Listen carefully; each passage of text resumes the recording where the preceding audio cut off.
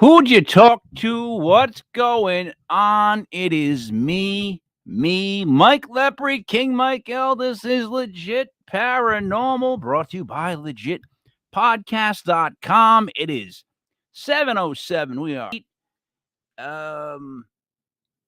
that's how that goes. Sometimes you're late, sometimes you're not late. The date is 05152022.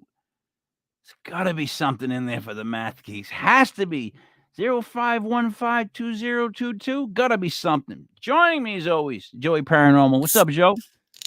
A lot better after finishing my military obligations for the weekend and watching the Celtics destroy the Bucks. Oh, what a game. Crazy, right?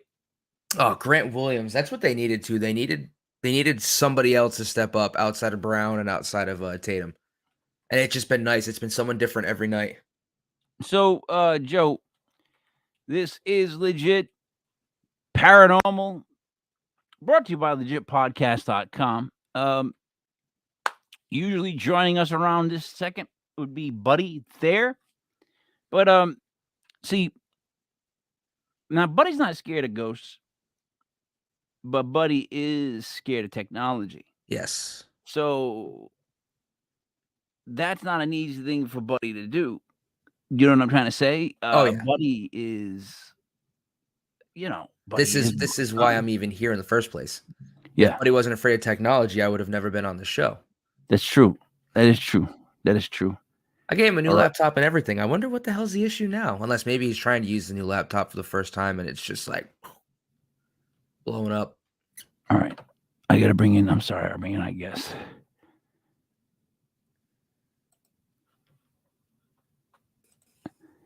David, can you hear us? Oh yeah, I can hear you. I'm gonna give I want to give the last name a shot. It's David Matthew Procaccini. Yes.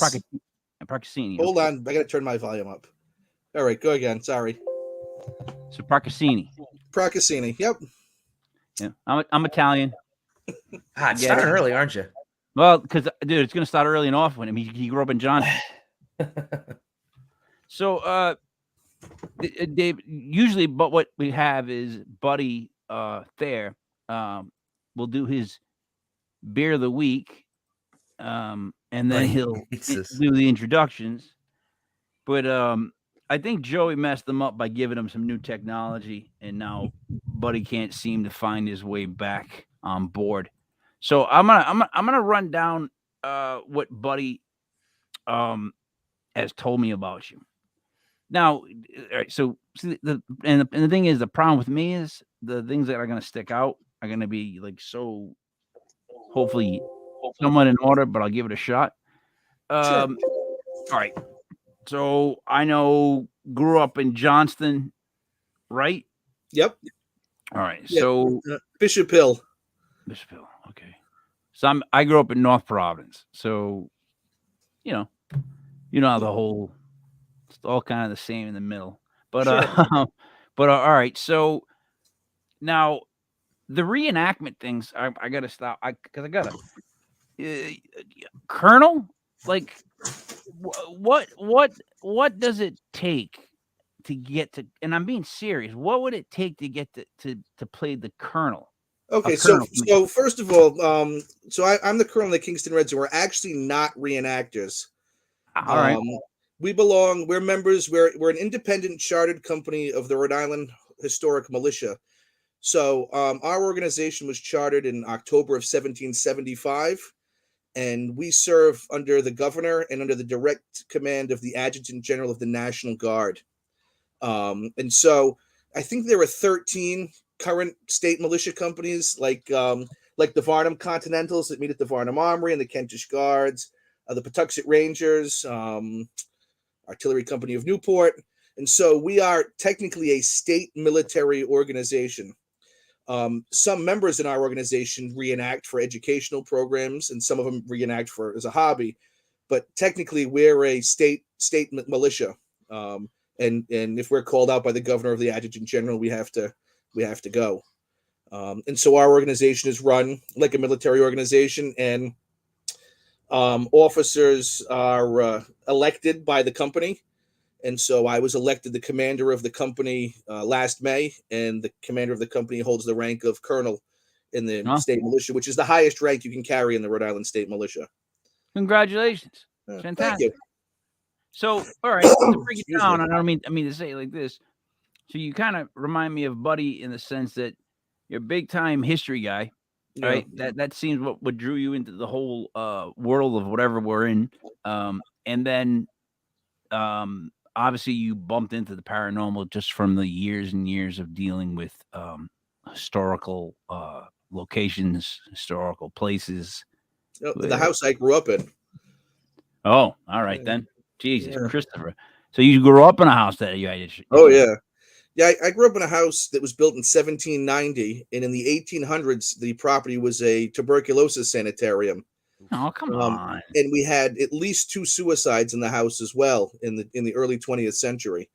A mother and a daughter both killed themselves in that house. Actually, the mother killed herself in the house, and the daughter killed herself in the barn. The barn. Hold on 1 second. I'll be right Wow. back. You know, My cat's doing something that shouldn't be. So hold on. that's Sorry. all right. I got dogs. You know, Joe, if you're gonna kill yourself, you might as well take it to the barn. Right. It's neater. It's proper. That's the best way to go out. So my dad grew up in that house too, and when he was a kid, all kinds of stuff went on. As a matter of fact, our next door neighbor, who's now my dad's brother-in-law, was in the house in 1967, and in the very 1950s kitchen looks onto the very colonial dining room with the fireplace.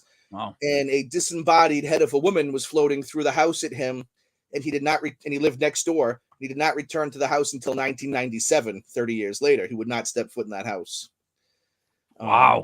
And I used to wake up when I was a kid with the excuse me, the same woman standing at the foot of my bed. And, other stuff went on like that in the house. What did she want? Who was she? What did she want? We don't know. She could have been a patient, or she could have been the woman that committed suicide. Every time she was present, there was a strong smell of perfume in the house. Really like cheap, nasty perfume. Avon. But did you ever ask? Did you ever say, why are you watching me sleep? What's the deal? No, I would put the blanket over my head and go back to sleep like she wasn't there. We would have, when I was in my 20s, our living room had an addition with a big sliding glass door, and the colonial dining room was behind it. And I had friends over one night, and she went through the dining room, and her reflection went across the sliding glass door. Like the TV was next to the sliding glass door, and so we saw her reflection to the right. And so I saw it, and everybody kept watching TV. And about 20 minutes later, one after another, like, did you see the reflection of like a lady walk through the dining room like a half an hour ago? That stuff happened all the time. And we wake up in the middle of the night with the sound of shattering glass in the house and never found any. Okay, so I gotta call timeout on that, Dave, because I have a problem, Dave. So I could not live in a house where I knew there was a floating head of a woman. Yeah. No, I couldn't do it. I couldn't do it. I would try to catch it with a pillowcase and throw it out. I would try to like ask her what her issue was. Like, Yeah. I'm so I don't know how you guys have patience like that. The ability to like nothing was ever moved. Nobody was ever touched. Nothing. Just the apparition and the noise of breaking glass. Our whole house, and it was always around Christmas. We woke up. The entire household woke up. It sounded like a huge mirror shattered on the second floor of the house. And nothing. There was nothing. I mean, it woke our entire house up. And then another year around Christmas, something else like that happened. And then my stepmother was sick in the house. She had muscular dystrophy and was it was bedridden and not doing well. And pretty much all of the activity ceased around that time in the house, or at least I wasn't paying attention to it anymore then. And I don't know. My dad still lives in the house, and he really doesn't say much about it these days. Dave, before I bring Buddy in, I don't mean to interrupt you. Yeah, sure. But I can see Buddy's twiddling his thumbs. Before I bring him in, I guess I have this question too. If you found the spider in your house, what do you usually do when you see it? In my house, I usually leave it alone. My wife would probably kill it. She's afraid of him. I usually leave him alone. So see, therein lies, Joe, what I've been trying to say about the whole paranormal thing of it. Like, when I see a spider, my dad taught me to kill it as fast as you can, get it out of the house, and move on. So I have a hard time. I always had a hard time with the paranormal stuff because I'm always like, I don't have the patience everyone else does. But speaking of patience, oh my God, here he is, buddy. There, everybody. Good evening, gentlemen. I hate technology, Joe. While the computer works great, it doesn't have a camera like this one has. So I had to try to set that up, and that wasn't working. So I went back to this one. Oh, buddy, I think that's because there's a piece of electrical tape over the camera. I'm gonna tell you right now. That's good to know now. I forgot about that. I think there's a piece of electrical tape over the camera. I'll have to look. It's a lovely computer though. So Buddy's not exactly technologically savvy, and that's why Ocean State Paranormal has a tech guy. Which is welcome to the 21st century, buddy.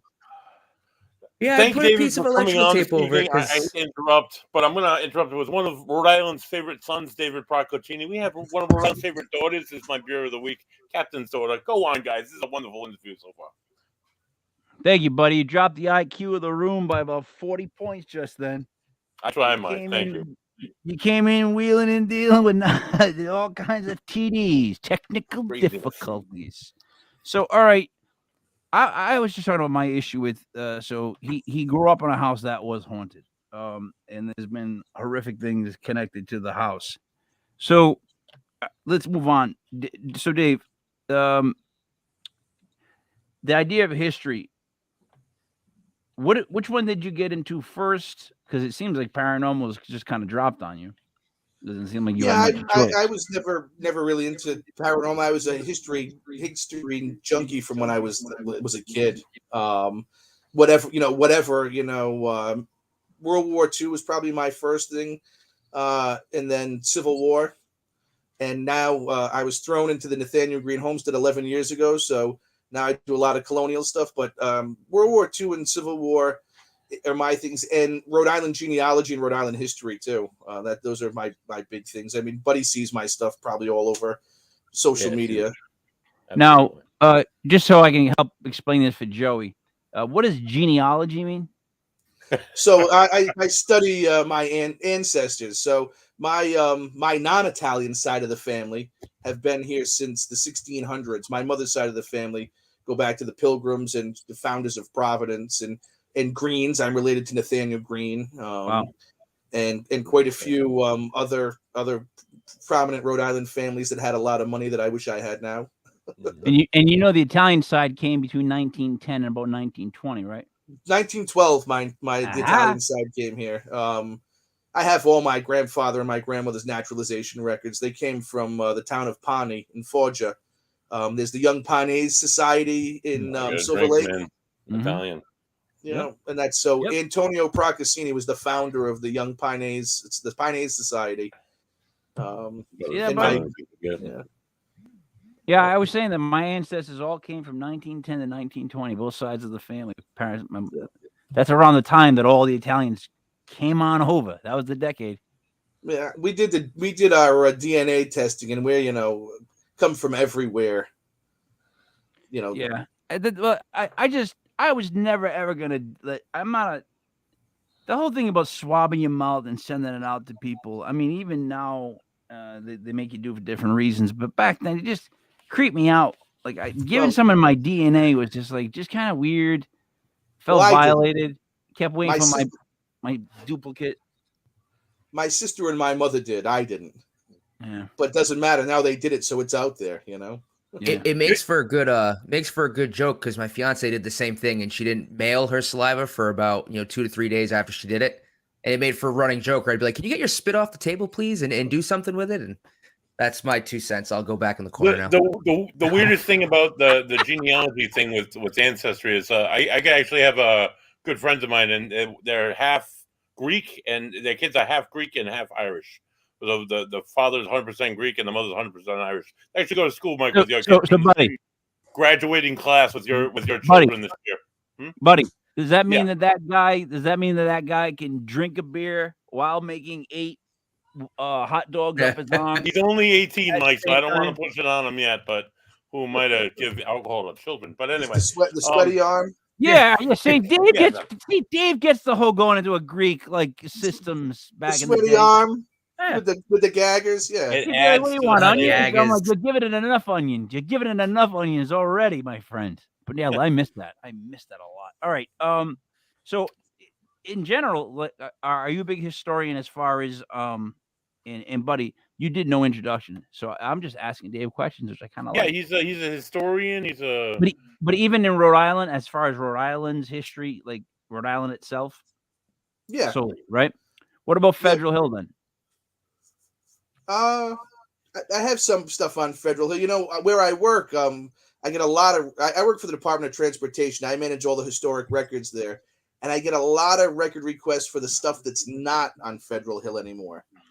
So, Yeah. like, if you're coming up Route 10 from Cranston, that area, and I don't know if anybody's old enough to remember, but if you came on Route 6 from Johnston heading towards Providence, the Atlantic coal towers used to be there on the I corner, remember and now it's like there's like all school buses parked there. Yep. Well, that whole area where Route 10 is, that was all rail yards. There was a huge roundhouse there. There were all train sheds. That whole area, and the path of Route 10 that cuts through Federal Hill, that was all a rail line at that time, and that pretty much cut that neighborhood off. And so I get a lot of requests for people that are looking for pictures of their grandparents' houses, because we have those. We have all the stuff of all the houses and the buildings that were taken when they built that highway. So that's what I'm knowledgeable on Federal Hill, is that kind of stuff. Like, you know, like a guy, you might know him, buddy, you know, like Larry DiPetrillo, yeah. that does stuff. So Larry sent me a request for pictures. Or there's a singer, Ron Giorgio, that's all over Facebook. I don't know if you've seen him. I grew, oh, come on. I grew up at Ronnie Giorgio. So I found Ron's grandparents' house. Pictures of it Really? because it's gone. Yeah. So that's the kind of stuff I do with Federal Hill. So I find Really? So wait. This has become like now. This is strange. So now, Ronnie. So let me explain Ronnie Giorgio. Ronnie Giorgio was a guy I grew up with in high school. Played against him in basketball ferociously. Beat him. Then we both had kids go through the basketball system. Our sons played each other in the championship game. Beat him. I hope Ronnie's listening. But he's a great guy. So and I remember, how long ago was this? Because I remember him saying something along these lines of like, it was there, but it wasn't there. Maybe 2 years ago. Maybe 3. The last 2 years feel like a month. So maybe 3 years ago. Yeah. Yeah. The thing with Federal Hill that I was always enchanted with, well, not enchanted with, but I always wanted to hear stories about, was how originally there was a strict line where it was Irish on this side of the street and Italian on this side of the street. And my dad would tell the stories of like running across the street as a kid and having like an older woman throwing a rock at him. Like, that seems so wild and bizarre. It almost sounds like like back in the Westerns, you know, in cowboy days. Yeah. That sounds crazy, but that's how that was. So, all right. So my historic thing is finding stuff that nobody else can find. That's what I'm good at. There it is. All right. I'm good at finding stuff, and I'm good at figuring out where to find stuff where it's not supposed to be. That's what I do that all day with my job. Let me ask you a question then, Dave, really quick. I have as Ocean State Paranormal, I have a case I'm working on in Warwick, and Yep. Right. And there's the history of the building goes back to 1932, but the history on paper doesn't start as a business as what it was until 1938. So there's 6 years of missing history. There is suggestions that it was. Now I know it was owned by this guy, by Patrick H. Quinn. Now that name might ring a bell as a Rhode Islander. He owns Patrick H. Quinn Funeral Home. It's in Warwick. Yep. Dates back to like late 19th century Providence, and then he moved his business to Warwick in like the 1950s. But this is like, he owned this building in 1932 to 1938. There's rumor that this building was used as like a crematorium, maybe like a spot for him to put his bodies. There's even like myth, I guess you could say, of like bodies being buried in the basement. So Allegedly. And so it's tough to find any facts like this, but some of these rumors come from City Hall itself, employees at City Hall. So, any like what direction I should go as far as So, whereabouts in Warwick is it? It's on West Shore Road. And I'm sure you already looked at the deed records for it, right? Yeah, the records go back to an Italian couple in 1930 bought it from Patrick H. Quinn, and then it became a gas station and a bakery and a convenience store and all sorts of different businesses throughout the years. Now it's a restaurant. The city directories that go back to that time period are a good resource for that. Because if I have checked, and okay. Unfortunately, Warwick Library has the record, and they go as far back as I think 1942. State Archives have them. Okay, I'll have to. Ken Carlson has all of them. All right, I know so Ken. That's why I would go there. I think I helped you looking at some property right across the river in Quidnick last year, West Warwick. Yep. You were looking. I found some stuff on that for you. Yep. I find that the Sanborn maps are a good resource now. For finding the stuff, insurance maps, but the ones that the Library of Congress has are not complete, and some of them are mislabeled by year. I have access through the University of New Hampshire through my job to the complete Sanborn maps, and there are gaps in the ones at the Library of Congress, and there are errors in them. I've actually also found that, like the Department of Planning, I think the Department of Planning, they have their archives department has aerial photos of some areas of Rhode Island that you wouldn't know that existed. That would probably take it in a biplane. You can get them on DEM's website too. If you Google Rhode Island DEM historic aerials, it'll give you the layers. The only problem that I have with it has the current roads overlaid over all of them. So it obscures some of the details in it, but those go back to 1936, I think. I think that's as far back as they go. What's that? I'm trying to think in my head of the amount of time that you spent with all of this and the work that you've put in with it. And as I was thinking that and listening to you, my head started to actually swell up and hurt, I think, for a second. No, I'm being serious. I'm like, that's so, you're like one of those Google guys for certain things. Like in other words, if you want to talk about the New York Football Giants, I'm your Google guy. Just ask me a question. I'll tell you about the team, goddammit. But sorry, got out of control. What I'm saying is, so you're the Google guy as far as just how things used to look, or where things used to be, or how to find things. That's the biggest thing. You're a diver of Rhode Island, history. You need to find that. Let me figure this out. I am, and I have a serious problem with facts. In Rhode Island, we perpetuate myths as history quite a bit. And, the biggest one I have, especially this time of year, and Buddy's probably seen it, is the Gaspee Day issue. Of course. And I have a serious issue. It's the first blow of the American Revolution, and it's not. Explain. We have two events that predate that.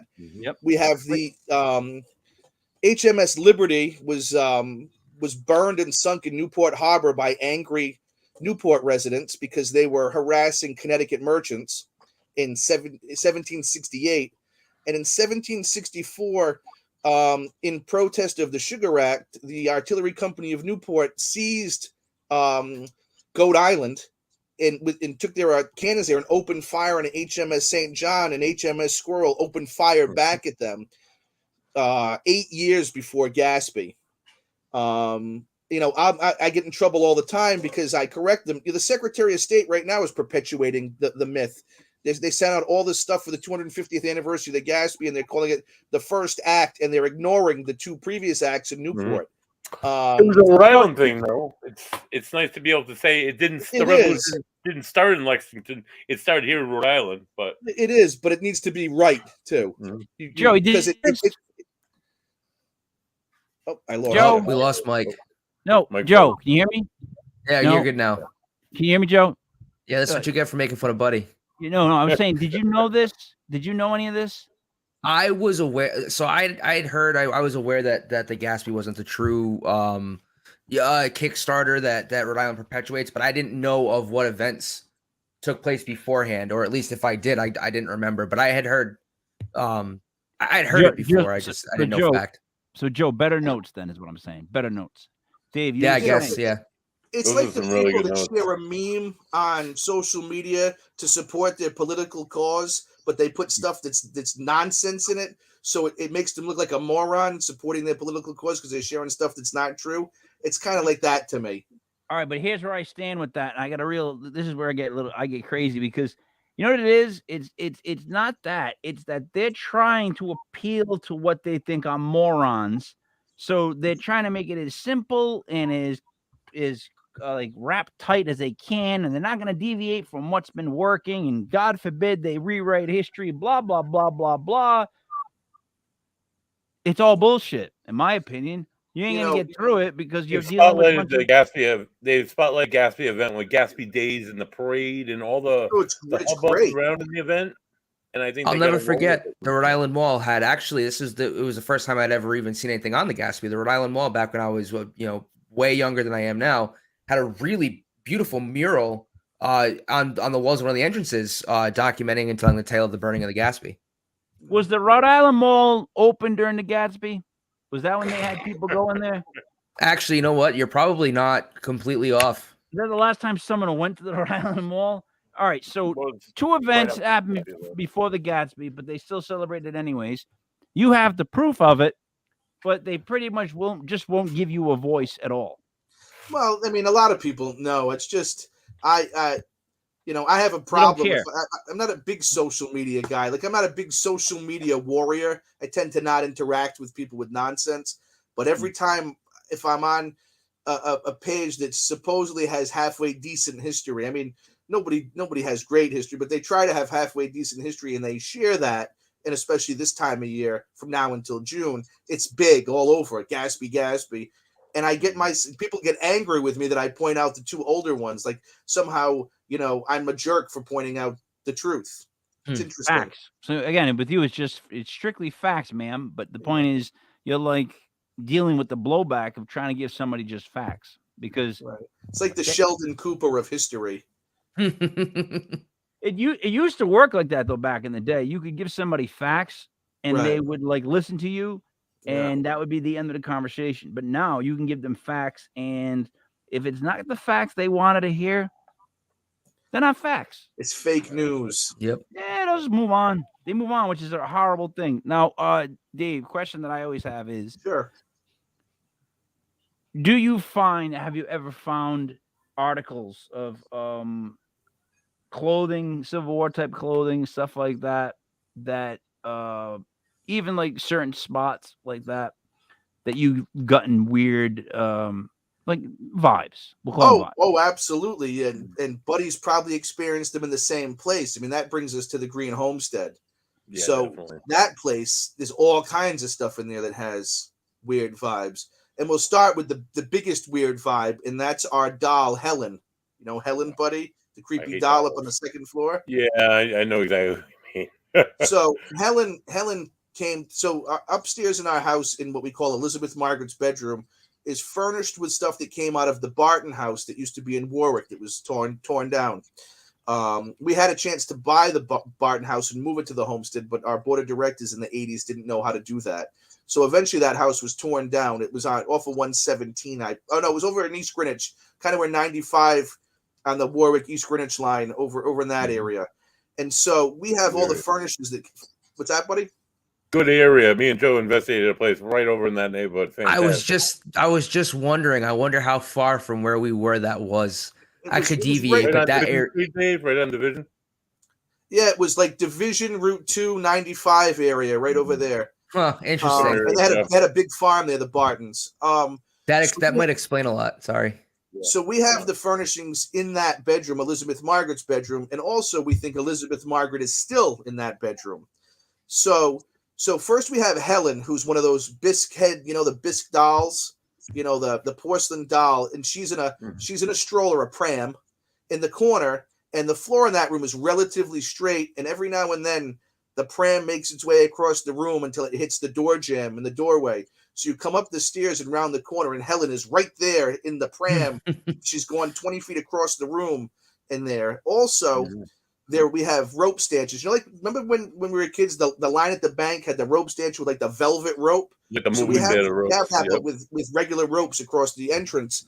And I've been in the house when we've set up the rope stanchion in that room, and then come back an hour later, and all 3 rope stanchions are in the middle of the room together like this. All 3 of them. So, question, Dave. Got a doll in your house that's It's haunted. mobile. That might be maybe evil. I don't know. Nah, she just moves around. All right, but she is doing stuff in the house. Yeah. Creepy looking, right? Creepy Helen. Yeah. She's Mhm. creepy. So- Well, all those dolls alright. are creepy anyway. So I would garbage bag it as fast as I could, and boom, gone. I would Yeah, drive through. she's like the spider for us. She's like the spider. We just let her put her back. You know? I don't get it. Wait, buddy, help me out, man. Yeah. What is it with the whole paranormal? This whole paranormal thing that if sometimes you let like an evil doll stay with you. Like the other guy that went to pick up an evil doll late at night. I guess you have not to say a fan. allegedly because it's not evil. As anybody knows that knows me, I hate dolls. All dolls, whether they be haunted or allegedly haunted or not even haunted at all, just like a prop in my mother's living room. I absolutely hate them. I find them to be Buddy. creepy. So, Let go of 3rd grade. Go ahead, Dave. I'm It has sorry. nothing to do with I have- third I have grade. a theory- I have I'm a theory 43 on and I it. still think dolls are creepy. I have a theory on Helen. Go So, you know, we don't advertise this, and so it's not out there very much. So tonight, there were two young girls that died in that house, 7, 8 years old, Oof. and we don't advertise. Like, it's not known. Buddy knows about it, but I mean, it's not out there publicly generally. Yeah. And so in 2012, right when I took over at the homestead, when actually Buddy volunteered there, I think that year or the year after, Yep, the that lower year. field below the homestead was completely overgrown, and the cemetery is in the back corner. And to get to the cemetery, the trees were all overgrown. It was like walking through a tunnel. Now it's a big, wide open field. So I had a lady show up from one of the, like the magazines you used to get like at the grocery store, like Rhode Island, whatever. They would have a couple of articles for tourism and then like ads for like restaurants and stuff. Yeah. So she shows up and she's supposed to interview me, and she's very pregnant. She's like 10 weeks pregnant. And she says to me, I'm the pet column writer, and I don't know anything about this place.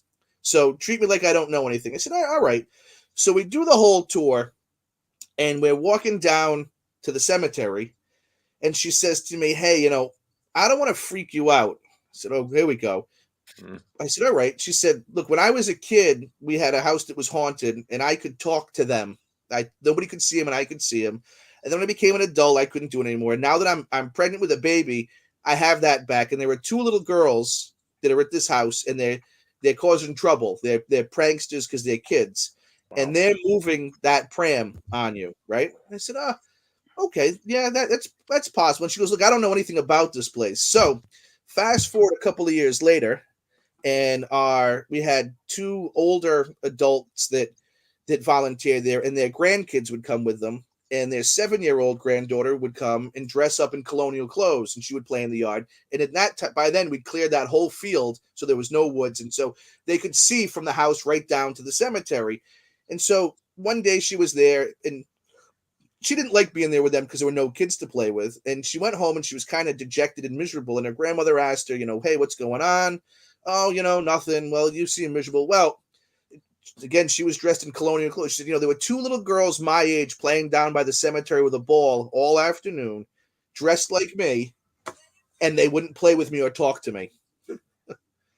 So, we didn't share that information. Like my 9-year-old comes to the homestead and we have paranormal investigations, and she's like, yeah, all right, whatever.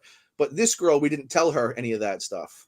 Mm-hmm. And so we had that, and there have been other people that have mentioned little girls there on the property, and the other thing is they've seen a cat on the property quite a bit in the house. So how do all right, because this goes back to I almost call it the brother split, because we go back to a child ghost apparition voice. There's some camps that believe that's an evil spirit pretending to be a child, and then there's some camps believe that they're children. My problem always is when there's children, if they're children spirits, wouldn't it be better to help them pass on? Well, we've had people try to talk to them and stuff and really had no response. We don't get any. I mean, Buddy's been in the house. You get a vibe like there's someone in the house with you, but you never get an evil vibe in the house. Never. It doesn't have that at all, ever. I mean, you get the feeling like when you're up in the second floor and there's somebody up there with you, and somebody's up there with you, and you're the only one in the house. I mean, like really, like somebody's up, and you. I've been in the house where somebody said my name in the house. I met at a meeting with a woman that said it was a woman's voice saying my name, and I talked back to her and she didn't answer. And I went to the window and she was sitting in her car on her phone. Like somebody said, "Hi, David, how are you?" Like crystal clear. And I thought it was her and talked back to her, and it wasn't like something I imagined. I mean, it was in the house. And then, we've been in the house where you're in the first floor, and you can hear somebody walking back and forth on the second floor. But it's never evil or there's no anger there. They're just, this one, Elizabeth Margaret gets aggravated. She was there's always one in the temperance movement. She was the last Green to live in the house. She died in 1898. And she was heavily involved in the temperance movement, which was the anti-alcohol movement after the Civil War. People don't realize the origins of the temperance movement were all these wives whose husbands came back from the Civil War with PTSD and were abusing morphine and opium and alcohol. And so that's why they were in the temperance movement. So the very first time I was in the house was on the 4th of July, probably, in the early 2000s with the caretaker there, guy Greg Merker. He's now the guy that runs Sprague Mansion. I know Greg Merker, yeah. And we went, we lost Mike. Nope. And we went, we lost Mike. She's going to miss the end of the story. Mike and technology, look at that, man. No, I think dog issue. First century. So anyway, I went in the house and we had a beer in the dining room in the homestead, which I would never let anybody do. And so we had a beer, and then we had a second beer, and then all the doors on the second floor have thumb latches, and every single thumb latch in the whole house started shaking like a freight train was going by the house. And then you heard somebody stomping their feet on the second floor. That's incredible. Dave, as a paranormal investigator there, I have a few stories, but none is like eerie. I mean, that's pretty eerie, but none as eerie as like being in that house, giving a tour, walking through the house with people, not a problem. Walking people out, talking to them out. They get in their car. You go and you're in there, and you're locking everything up, and you're on the first floor. You can hear the second floor. You hear those latches. You're the only one in that house. And you hear those latches clicking.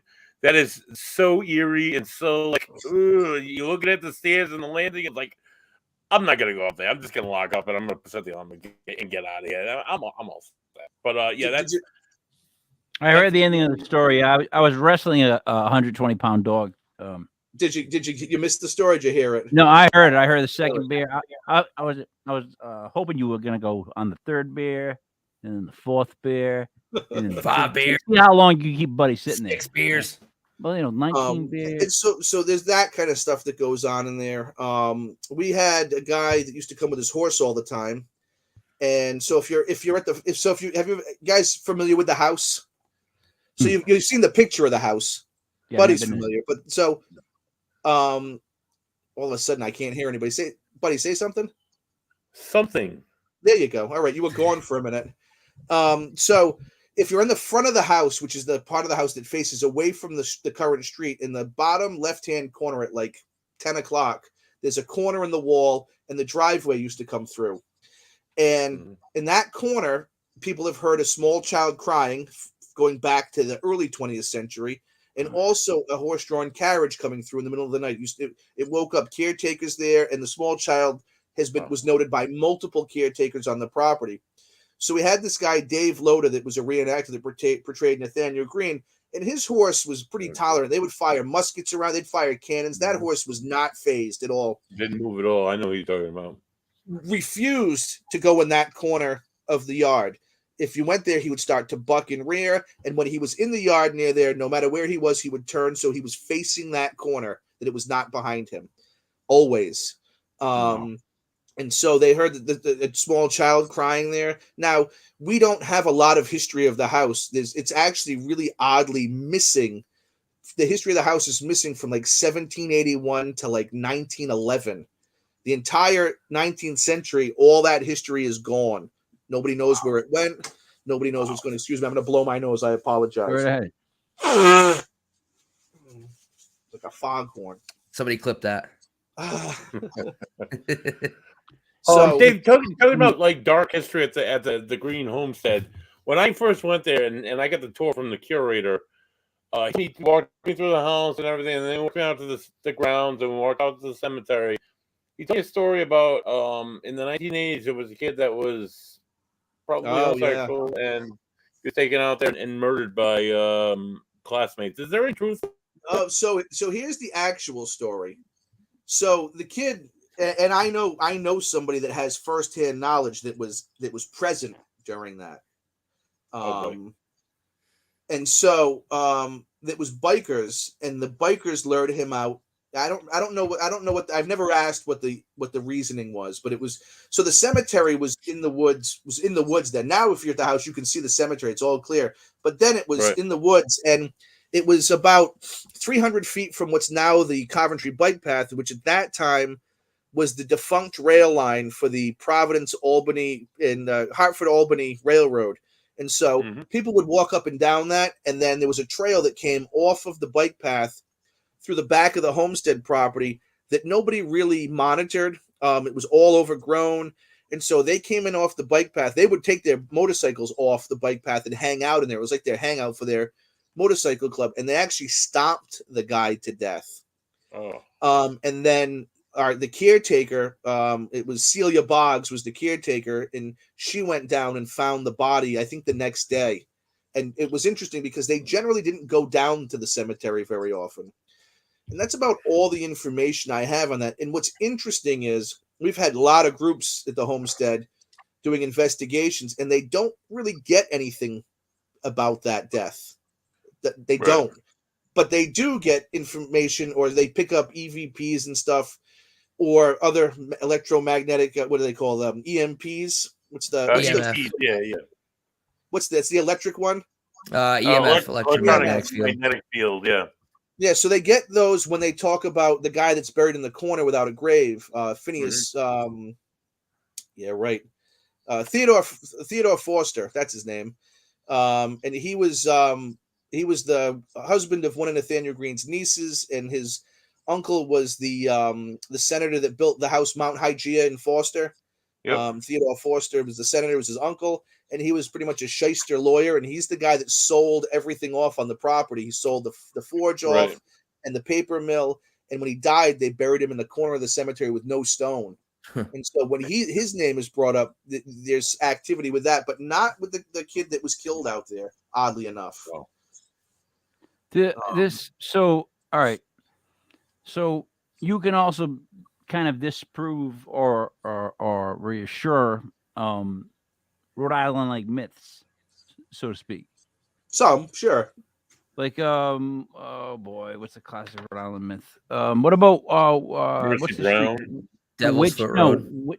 Which something Witch's Road in Smithfield? Yeah, Witch's Road in every town. There's one in Johnston. They used to call Central Ave Witch's Road. No, but you would drive with your lights off.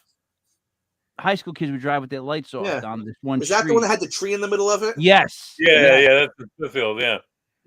I think that's just an urban legend. Put up a new tree. Yeah, they just did. They just put up a new tree recently. A couple of years ago, yeah. You know, I think that's an urban legend because you can never find anybody like, oh, my cousin Vinny's next door neighbor Richie said that, Sheila said they were on Witch's Road. You know what I mean? So you never find anybody that ever actually. Allegedly, on Witch's Road, there was that tree. There was a motorcycle driver who got into an accident, and he hit the tree face first, and his face was imprinted in the tree. I've been on that tree several times. I've never seen anything that looks like a face. Yeah, it sounds like the myth of of Devil's Foot Road with the stone that had the woman was let out by, I think, the man who turned himself into the devil, put his foot down, imprinted the stone, took off or something. And those marks are in that stone. I mean, you can go see it. I mean, they're there. And I think, like that probably comes from a Native American legend that probably predates other people. Yeah, yeah, very true. So, do you think a lot of stuff gets passed through its pot truth, and then it just gets all the other ingredients on it? As a historian, all myths are based in fact. And and here's the thing, with all the paranormal stuff, I am a huge skeptic with that stuff. I have people that come and I think that they're full of crap most of the time. But there are certain things, we discussed this. As a matter of fact, Buddy probably doesn't. Phil DiMaria, Phil, right? I know Phil real well. Phil was at the homestead tonight. He was at the homestead tonight. I was there tonight, and that came up. And and our curator, our assistant curator Josh, was there, and he's like, I'm a big skeptic, but there's stuff that goes on in this house that just, no matter how hard you try to explain it, you just can't, Right. And so with myths, again, and some of the stuff there's truth in it. So with the stuff that goes in our house, there's some skepticism, but some of it's based on truth.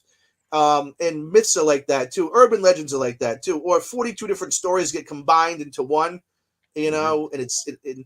and so you ever play the game Telephone? Yeah.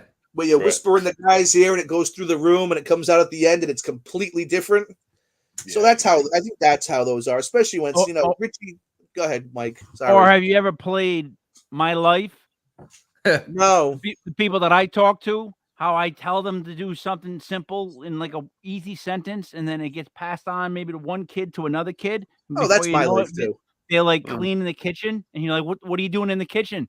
Told you to clean the bathroom. Told your sister to tell you to clean the bathroom. Oh, she said something about the kitchen, and then I thought the living room. Forget about it. They don't pay attention. I have that issue with certain organizations I belong to. I won't name them, but the communication breaks down rapidly. Mm-hmm. You know all about that. So all right. Here's my problem with the word skeptic. Joe, I'll speak for you on this. So skeptic. Once I think you kind of believe, or or you had some sort of evidence of something that makes you go, yeah, because we've all had that point. I think once you have that point, you're no longer a skeptic as much as like there's got to be a better term, because the minute we say skeptic, they immediately believe that you don't believe in it. So I'd say I'm logical. So I will try to. And there's a paranormal group I work with a lot out of Massachusetts, and they're good. They're very similar. I will do everything I can to figure out the cause of whatever it was before I say that it's something supernatural. And to that too, there's no way to explain it. And to that too, I mean, skeptical doesn't necessarily mean you're a non-believer. I mean, skeptical just means that you're unsure. You're not, yeah. I mean, to sit there and say, "Oh, if you see something," but dude, the word, you can be skeptical and still believe. But Joe, you know this. The word in this whole paranormal world, no matter what guest we have on, the word skeptic is just it's like a strong word. I think it's bastardized in the wrong term. Yeah. Well, all right. I'm not saying it's fair. I'm just trying to tell you that's the history of words. There's actually history of words, and that word itself has become a word that's like. How about this? I need convincing and proof. Yeah. I not even proof. I need to be able to be shown that there is no other reason why what happened what happened. I'll give you an example. We had an event, and the EMF, right, the electromagnetic field, went off the charts. And in the dining room in the homestead, in an event at an investigation. It was an early investigation when I was dealing with Rise Up, who I really don't deal with anymore, and it went off the charts, and come to find out, right under them was the dehumidifier, and it was kicking on and off. There was a problem. It would kick on, it would kick off, it would kick on, it would kick off, and it was doing it that night. And so I know stuff goes in the house, and people were asking questions, but because it was kicking on and off at this weird rhythm, it was spiking while they were talking. And as soon as I went downstairs and shut the dehumidifier off, everything stopped. So, I looked for the causes of that for them. So I don't know if it's a skeptic. I don't know the word you want to use, but I'm of the thought of mine that anybody that comes in, and a lot of people that come in the house and investigate our house already bring baggage with them. So sometimes they see what they want to see and make it happen. And so I'm very logical, and I don't bring anything into the house, and I'm never looking for anything in the house. And when people come in the house looking for it, they find it. So I'm not looking for it. And then when something out of the ordinary happens, I want to figure out first if it's man-made. And then if it's not man-made, like a woman talking to me and telling me my name in the house when there's nobody there, that's definitely not man-made. But the thing going on in the dining room, the kitchen downstairs, was man-made. So I want to discount any human activity or any activity that's what's the word I want? At play. What's that? At play. Right. Well, you started the podcast off with the simple words facts. Even though that's only one word, Joe. So why would you tell me it's words? Stop with the notes. Facts. That's what you started with. Facts. And that's exactly it. Show me facts. And I think facts. And I think I'm skeptical of the agenda of the people in the house that come and find things there. Maybe that's where the skepticism comes, because they're looking to find it. They've come with an expectation of finding it. When you're in a room in the dark and you're freaked out and you start to see things in the room in the dark. Yeah, there's nothing there because you're freaked out. So your brain matrix right. I think. Wait. I think he's having a regional thing though. I think it is regional skepticism. Like, in other words, I really believe this part of the country, the Northeast, we're so much more skeptical than others. Like, we're there's a lot of shiesty like people in these states in the Northeast. Oh my God, like, that's how it goes. Like, I feel like we're more skeptic than anything. Like, I'm always, man. The minute someone approaches me with a story, I always give it the first couple of minutes before I feel like I'm even at arm's length, because I don't know how to answer some of the questions. You know what I'm trying to say? You must get questions that are so bizarre. You're like, yeah.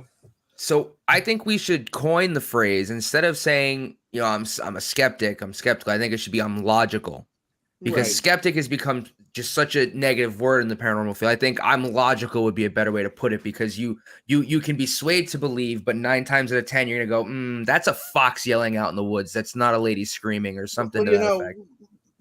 I grew up in Johnston. I grew up with guys, and I like to use the word, they're cute, not like cute to look at, but they're cute because they're slick. That was the term in my household. They're cute, and so I grew up with a lot of people that were cute. So I can see that coming.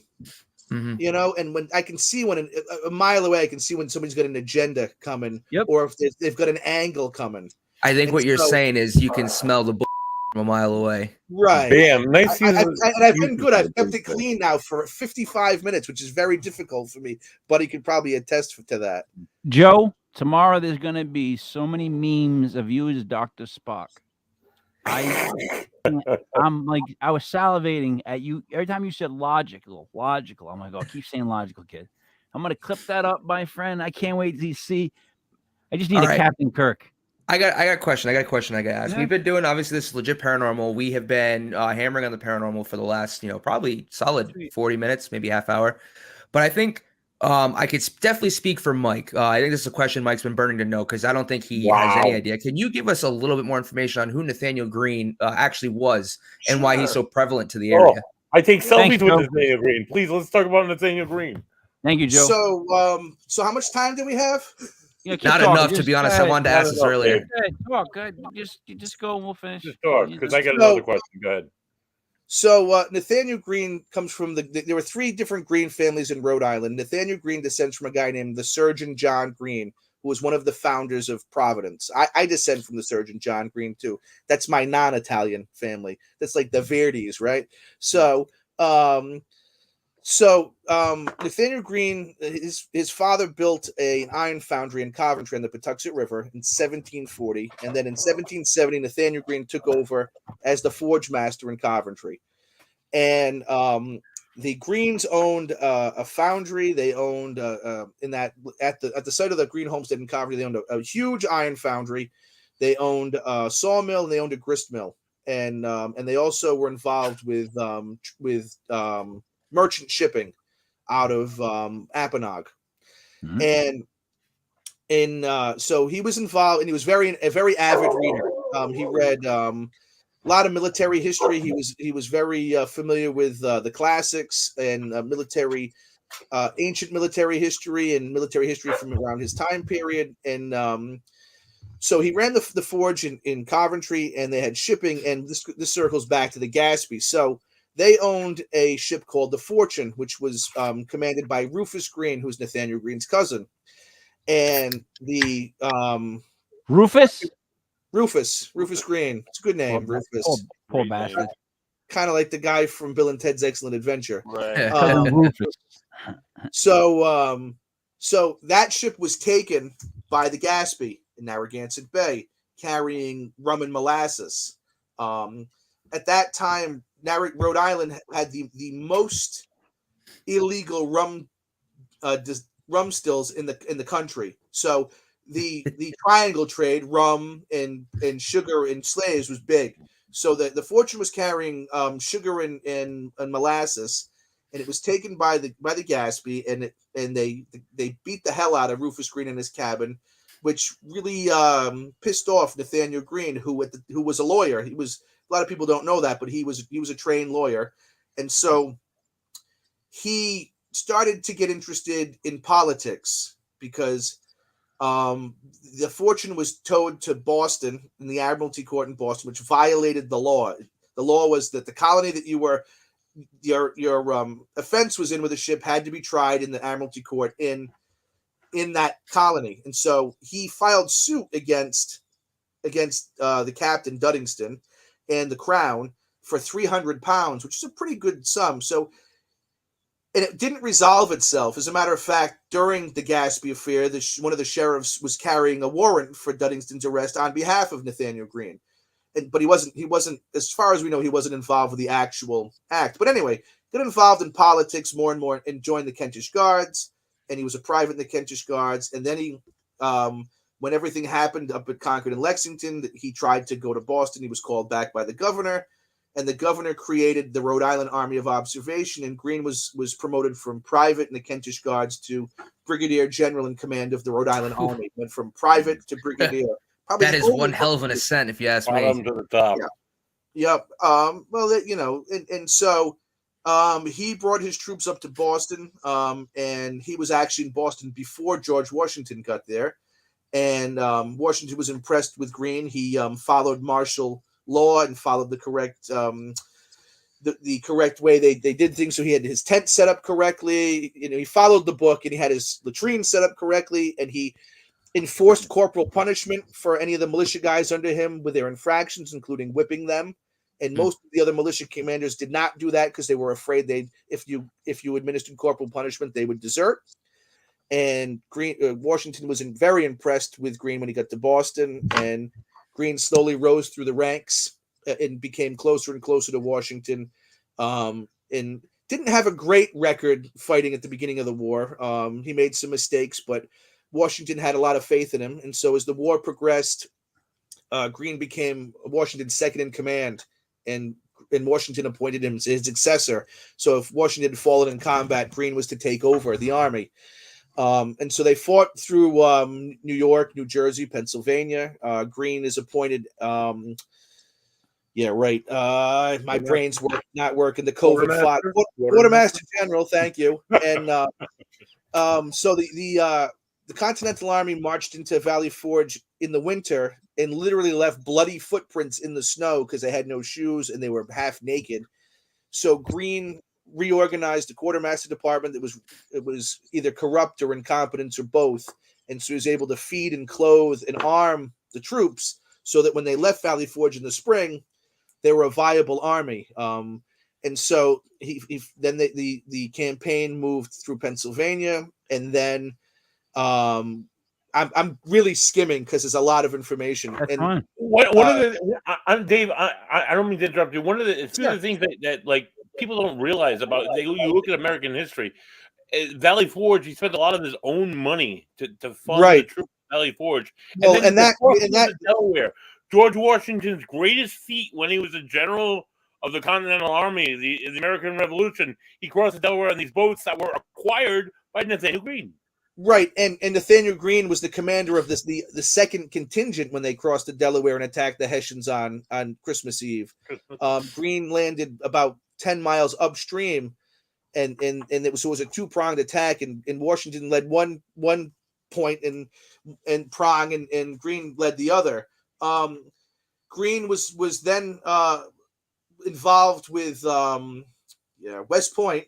And he was put in command of West Point after Benedict Arnold tried to give West Point to the British, and he presided over Major Andre's trial. So Major Andre was the British officer that conspired with Benedict Arnold when Arnold flipped, when he switched sides, and Andre was captured, and Nathaniel Greene presided over his trial, and he was convicted of treason and ordered to be executed.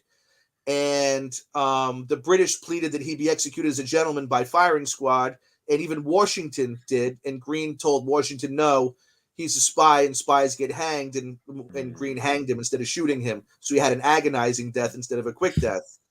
And then shortly after that, the entire war shifted to the Southern campaign, and the three previous commanders in the Southern campaign failed miserably. The last one was Gates. And Gates, I can't remember the battle it was at right now off the top of my head. You'll have to excuse me. My COVID fog. What's that? I'm gonna Google it. It begins with a C. I'm going to Google it. I know what you mean. It was, yeah, I know it, and I can't think of it. Well, anyway, he retreats off the field, leaves 3,000 of his men to be captured. The army finally stops, and the guy retreats another 300 miles past them. And so Congress had appointed those generals, and they didn't like Nathaniel Greene, and they told Washington he could pick whoever he wanted. And Greene said, I want Greene. And Congress said, awesome. He's going to go down and fail, and we can finally get rid of him, and we'll get somebody else in there to do it. And so Greene ends up fighting through the entire South, and he fights a war of not losing. He doesn't fight the war to win. He fights to not lose. So Greene's outnumbered 10-1 in the South, and he's fighting Cornwallis in the South. You know, you guys have seen The Patriot, so Cornwallis is the main antagonist, and so Greene fights a war of opportunity and strategic retreats through the South. So, and he also splits his army, which you never do. He gives half of his army to Daniel Morgan, and Morgan fights the British at Cowpens, which is also in The Patriot, where he tricks the British cavalry into thinking that the militia is weak, and so he sends his militia out front to fire 2 shots, and then has them run away, which sucks the British in, and they inflict like 6-1 casualties on them. And that's what Greene did throughout the war. He would hit the British hard, inflict major casualties, and instead of trying to win, he'd hit them and then pull his army off the field and retreat, and then he'd hit them again and pull it off. And so he would retreat to a river, and he'd make it so the British couldn't cross the river, and he'd rest, and then the British would cross the river, and he'd hit them, and it'd inflict 6-1 or 8-1 casualties, and do it again and again, just moving north through South Carolina, North Carolina, and then eventually what's considered the greatest strategic retreat of all time, the race to the Dan River. The Dan separates North Carolina from Virginia, and so Greene is racing through North Carolina to cross the Dan River, which is wide enough that if he gets across, the British can't follow him. And Cornwallis is hot on his trail, burning his own baggage and getting rid of his food and his wagons to lighten his men to catch up. Greene has a rear guard in the camp along the bank of the river, while the rest of the army is being ferried over the river, and the rear guard are keeping all the campfires lit, making it look like there's far more troops there, and the army's still on the river. Greene gets to the camp, meets the rear guard, they cross together, and the British come in the camp like an hour or 2 later. So they make it across the Dan, and then Greene rests and then comes back across the river and fights the British at the Battle of Guilford Courthouse, which is the battle that's kind of portrayed at the end of The Patriot. It's actually 2 different battles combined. and Cornwallis fires on his own men with his artillery, and Greene withdraws off the field. And what people don't realize is that at that time, Greene had maybe 800 to 1,000 men that were able to fight, and Cornwallis had 10,000. And Greene was convicting 6 to 8 to 1 casualties on them. So for every guy he had hit, he was hitting 6 to 8 of the British. He did it all through the South. Cornwallis is now exhausted. They fight at Battle of Utah Springs at that time period, which is also a draw. Greene never actually wins a battle. He always leaves the British in command, but they're Pyrrhic victories. Their army is shrinking. They're exhausted. They're running out of material and supplies. So Cornwallis pulls his army off the field and retreats to Yorktown. And while they're at Yorktown, Washington and Rochambeau leave Newport. You see the signs, the W3R signs all over the state. That's the route Washington and Rochambeau take to Yorktown.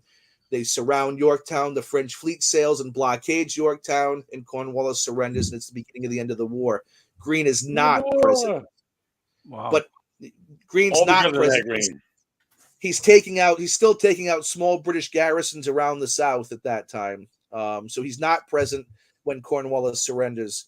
And then Greene comes back to Rhode Island, and he's heavily in debt because he supplied the troops out of his own pocket, and he also signed bonds, and the money disappears to pay the bonds. I can't think of the guy's name right now. And so he owes a considerable amount of money to various vendors, and including some British ones that he bought stuff from. And so he comes to Rhode Island and he's broke, and he's given 2 plantations in the South, one in Tennessee and one in Georgia. He sells the one in Tennessee, moves the slaves from that plantation to the plantation in Georgia called Mulberry Grove. He's exhausted from the war. He's suffering from PTSD and also some unknown illnesses, maybe malaria from that time period, from being in all the swamps in the South. He also suffered from some unknown illness at the beginning of the war when he was in New York. He was in bed. Boston. He was in bed during the Battle of Bunker Hill. He was in bed during another battle in New York. Some malady that I don't know what it is. Nobody's ever pinpointed it. So he's not feeling well. He comes back to Rhode Island, gives the house in Coventry to his brother, moves the family down to Georgia, plants his first crop of rice. A hurricane comes through, wipes out a big chunk of it. Another big chunk of it burns in a barn where it's being stored, and some more is on a barge in the Savannah River, and it sinks.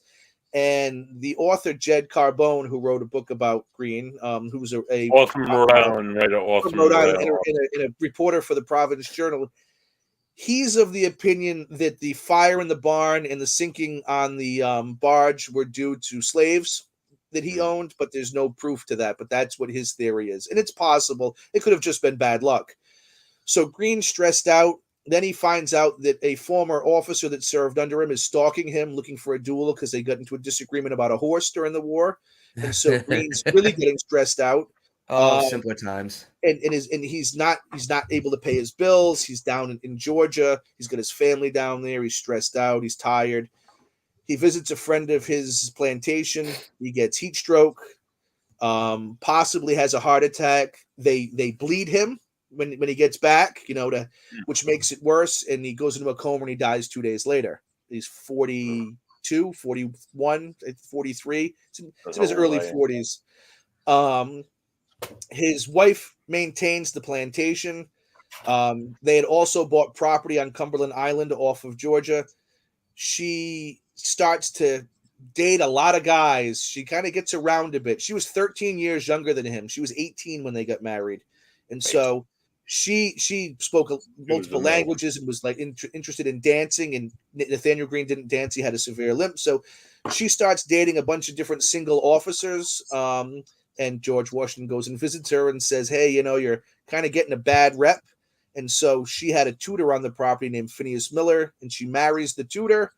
And then they hire a new tutor that's also working at a neighboring plantation named Eli Whitney. And Whitney invents the cotton gin at their plantation at Mulberry Grove. And his wife, Nathaniel Green's wife, is Catherine Littlefield Green. She was from Block Island, and she now, by historians, is given credit as one of the inventors of the cotton gin with Whitney. She apparently contributed an idea for the brush that's on the cotton gin. So it's interesting that Green is heavily involved with the American Revolution, and then at his plantation after his death, the mechanical machine that contributes heavily to the next major military conflict in America is born at their plantation. Cotton gin creates King Cotton, which increases the slave trade in the South, which is one of the factors, possibly not the only factor. State rights is a big factor, but is one of the contributing factors to the Civil War. A question. Yeah. A question. I'm sorry. Eli Whitney. Why is Eli Whitney? Why is he at the? Oh. So Eli Whitney was a teacher. He was a Harvard-educated teacher, and he had moved down to Georgia, and he had picked up a job of being a tutor at various wealthy rice plantations in Georgia. And so the plantations all had multiple children, and so he was there, and they were wealthy. And so the reason I asked, honestly, Dave, is that most people don't know that he was white. Most people I talk about Eli Whitney, believe it or not, that's one of those brain fart type. So Eli Whitney was a white guy that went to Yale.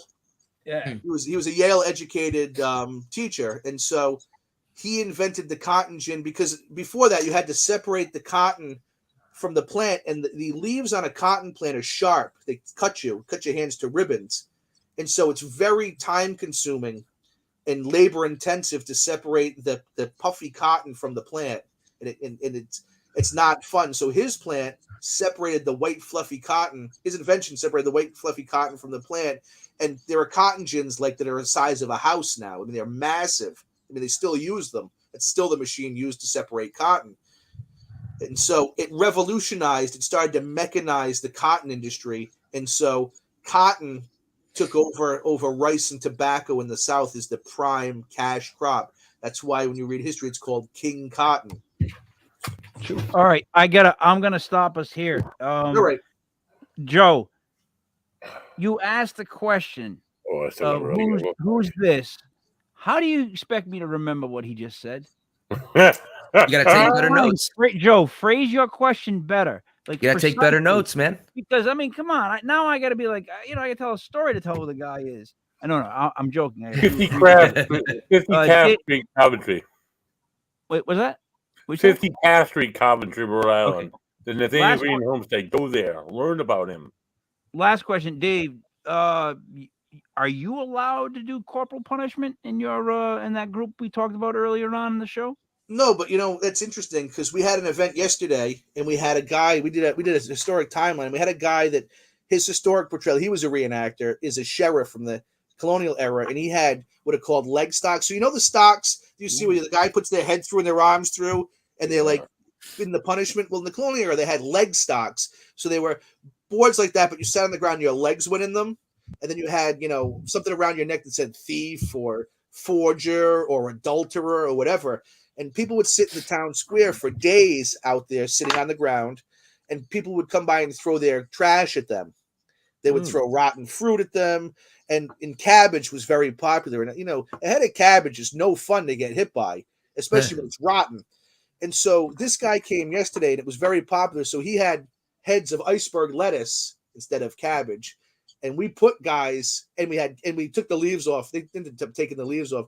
We had guys that sat in there with a sign that said thief, and we had kids that came that were interested to put their parents in it. So that was about the only corporal punishment we do. And it was just for show. Wait a minute. So wait, are you saying that I could bring a certain someone there that we could lock into one of those things, and then I could throw cabbage at a certain someone? No, not anybody on this show. I'm going much deeper wounds here. So you're saying that's what I could do? If the guy came back, sure. Guy. It's not corporal punishment. It's corrective action. Damn it. Right. No, I was trying to think of taking the wife. See if she, just stand there for a couple seconds. If you go on our Facebook page, there's pictures of it. They were posted yesterday. We will. Absolutely. Dave, what else do you have that you'd like us to promote or just get out there into the ethos? So the homestead kind of sits far away from everything else in the state. It's not in Providence. It's not in Newport. It's not down by the beach. So we're off the beaten path. So a lot of people don't come visit us. Come visit us. The place is our volunteers do a great job with the tour. The property is gorgeous. We have 45 acres in the middle of a residential neighborhood. It's like a park. Hiking trails. We do various historical programming throughout the year. We do living history events from all different time periods. In July 23rd, we have a group that portrays medieval France coming. We have a group that portrays Romans from like 80 AD. We may have a group of Vikings come. So when Buddy was there, we focused mostly on the Revolutionary War. We've expanded our historical Civil War. We've expanded our historical programming because when you're in an area that has an audience that kind of comes to everything, if you do the same event all the time. So we have expanded historical programming that is stuff that's interesting to all different people. And all of our outside events are free now. We don't charge for it. So anybody can come if they don't have any money. That's not a problem. We just ask for a donation. So all of our history stuff outside, we make it accessible to anybody from any income level. We started doing that during the pandemic when parents were looking for stuff to bring their 6 kids to that they had no money to pay for. And so that's how we do it now. That's good. That's a good thing. Joe, what do you got to say to wrap up, Joe? Nothing outside of thank you for the conversation as always. And thank you for the history lesson. I have heard so much about the Nathaniel Green homestead from Buddy, all the great history, the great stories. And it pains me that I have not been there to this day, but this summer you will definitely see me there. Oh, thank you guys for having me on and putting up with my stream of consciousness. That's fine. Buddy, what do you got? I have one last question. Do we have time for one last question? No. Well, all right, go ahead. All right, one last question. Dave, you mentioned earlier, and this has been like kind of being in the paranormal community, you kind of hear about things like this, and you hear gossip and you hear like nonsense. Yeah. Can you just give me an answer? You mentioned earlier how you don't do business with a particular group. Yes. Out of Rhode Island. Yes. Called Rise Up. Is there any particular reason why you don't do business with these? I like Ken a lot. Personally. Ken's a great guy. I do. But when they were doing events at the homestead, they were also doing events at the Payne House. And the homestead kind of played second fiddle to the Payne House. And they didn't, in my opinion, have enough staff on. But what ultimately was the problem that shut everything down is a group came in from out of state, and I happened to be there that night. Mm-hmm. And they came in, they had booked a hotel room, and they were told by someone at Rise Up, I don't know who it was, that they could go in the house without any of my staff present in the building with them. Oh, boy. And that they insisted that anybody that go in the house had to be a trained investigator and that my staff was not allowed in the house. And they had been assured that, and the gist of it was that it happened previously with other groups. Now we are a National Historic Landmark. The house is full of priceless artifacts. All the stuff in the house, or 99% of it, is original 18th century stuff, with some items that are connected to the Green family, and they're not under glass or in display cases. They're out on tables and in the rooms. And so we have staff in the building, and he insisted that he was told that there would be nobody in the house that was not a trained investigator. And because my staff at my museum were not trained investigators, that they were not allowed in the house, and he was assured that. And he got into a big screaming match with me and told me that he was going to file suit against us, that he came and paid for hotel rooms for his crew to be in Rhode Island for 3 days, and that it was ridiculous. And my comeback was that if you think you're going to go in a National Historic Museum without any staff in the building with you, you're out of your mind. It's ridiculous. I shut the program down. And we've had a few other groups come in. We had a group that came in last year that I know, that I won't say any names. And, you don't have to. And they were supposed to provide a donation to us. We asked for a donation to go do it. They didn't give you one. We don't ask for a lot. And they were interested in doing a lot of events in the house. Yeah, I know exactly who you're talking about. And they never paid us. I'm not surprised at all. And so 3 years ago, we hooked up with a group out of Mass called RTS. Mm-hmm. I don't know if anybody in Rhode Island knows them. They did a lot of stuff with the USS Salem. And I've heard of RTS. Yep. I met with them and we walked the property and I told them what all my rules were. And they provided a week and a half later a written proposal for their event that took into all my rules and regulations. And no other group has ever done that. And they have come and done events and they have stuck to every rule and run the events like they own the house. And That's so, awesome. so we do stuff with them. Now, we still occasionally let one or two groups come in through the, like these guys don't have an exclusive right to it. And so once or twice a month, we'll get a request from a group asking to do an investigation. And my response is, you know, we're open to talking to you, but you have to come visit us in person. And I never hear from them again. You have to come visit us in person, because I've had groups that showed up in person and immediately, just by talking to them, I did not want them in the house. Of course, they're just like that wrong.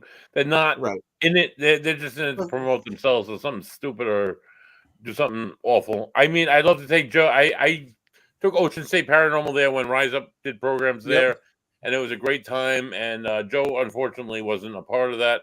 But I will always remember the apple with the knife going through it. All my members, yeah, we have EVP.